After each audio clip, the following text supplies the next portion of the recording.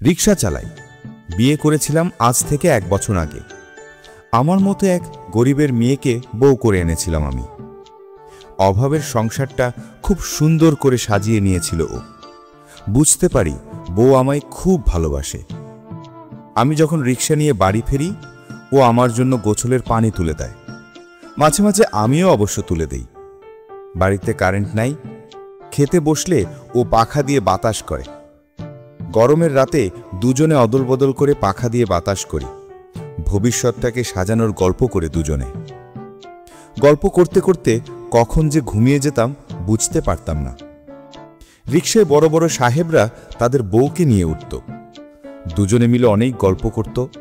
সাহেবদের কাছে শুনতাম তারা যেদিন বিয়ে করেছে সেদিন আসলে তারা নাকি অনুষ্ঠান বা পার্টি নাকি জানি করে। এইসব আমার জানা নেই। যখন শুনতাম আমারও ইচ্ছে করত বউকে একটা শাড়ি কিনে দিতে। বউকে যে খুব ভালোবাসি আমি, কিন্তু পারি না। অভাবের সংসার, দিন আনি দিন খাই। তা একটা মাটির ব্যাংক কিনেছিলাম। ওটাতে রোজ 2-4 টাকা করে ফেলতাম। দেখতে দেখতে অভাবের সংসারে আজ 1 বছর হয়ে গেল। আজ সকালে রিক্সা নিয়ে বের হবার আগে বউ যখন রান্নাঘরে গেল, তখন বউকে না জানিয়ে লুকিয়ে রাখা মাটির ব্যাংকটা বের করে ভেঙে দেখলাম সেখানে প্রায় 480 টাকা হয়েছে। বাসা থেকে বের হবার আগে বউকে বলেছিলাম আজ বাড়িতে ফিরতে দেরি হবে। বউ মাথা নাড়ে, বলে ভালো করে থাকবেন। চলে গেলাম রিক্সা নিয়ে। সারাদিন রিক্সা চালিয়ে সন্ধ্যা 7টায় মার্কেটে গিয়েছিলাম বউয়ের জন্য একটা শাড়ি কেনার জন্যে। আজ রাতে বউকে দিব। ঘুরে ঘুরে অনেক শাড়িই দেখছিলাম, পছন্দ হয়, কিন্তু দামের জন্য বলতে পারি না।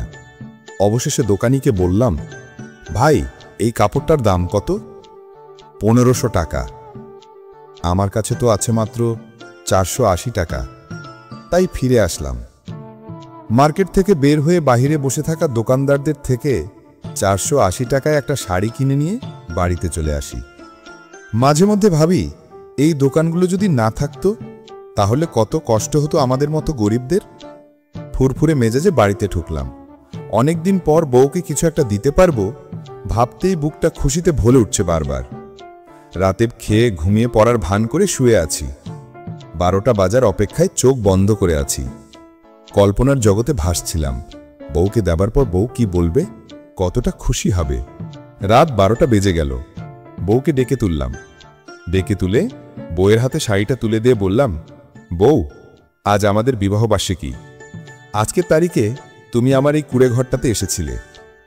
আমার পক্ষ থেকে তোমার জন্য এই ছোট্ট উপহার। বউ শাড়িটা বুকে জড়ায়, চোখ দিয়ে পানি ঝরতে থাকে ওর। তারপর উঠে গিয়ে ট্রাঙ্কটা খুলে শাড়িটা রেখে দেয়। তারপর কি যেন বের করে, উকি দিয়ে দেখার চেষ্টা করেও দেখতে পায় না। বউ ট্রাঙ্কটা বন্ধ করে আমার হাতে একটা লুঙ্গি দিল। কিছুটা অবাক হয়ে গেলাম আমি, কারণ টাকা পেল কোথায়? জিজ্ঞাসা করলাম, টাকা পেলে কোথায় তুমি? অনেক দিন আগে থেকে প্রত্যেক দিন 1 মুঠ করে চাল খাবারের চাল থেকে আলাদা করে জমিয়ে রাখতাম। জমিয়ে জমিয়ে কিছুদিন আগে পাশের বাসার ভাবির কাছে বিক্রি করে দিছি। সেই টাকা দিয়ে লুঙ্গি কিনছি। ভাবছিলাম আজকে দিব, আপনি তো এসেই ঘুমিয়ে পড়লেন। তাই ঠিক করছিলাম কাল সকালে দিব। আমি কিছু বলতে পারলাম না, শুধু লুঙ্গিটা উল্টিয়ে পাল্টিয়ে দেখছিলাম। তারপর বললাম, শুনছি বড় সাহেবরা নাকি বিয়ের দিন তারিখে কেক কাটে। বউ বলে, আমাদের কি অত টাকা আছে? বাসায় মুড়ি আছে, যাও সরিষার তেল দিয়ে মুড়ি নিয়ে আসো, সাথে একটা কাঁচামরিচ আর একটা পেঁয়াজ আনিও। আচ্ছা দাঁড়ান আনতেছি। আমাদের প্রথম বিবাহ বার্ষিকী পালন করছি। ছোট ছোট গিফট আর অফুরন্ত ভালোবাসায় বেঁচে থাকুক আমাদের মতো রিক্সাওয়ালাদের জীবন।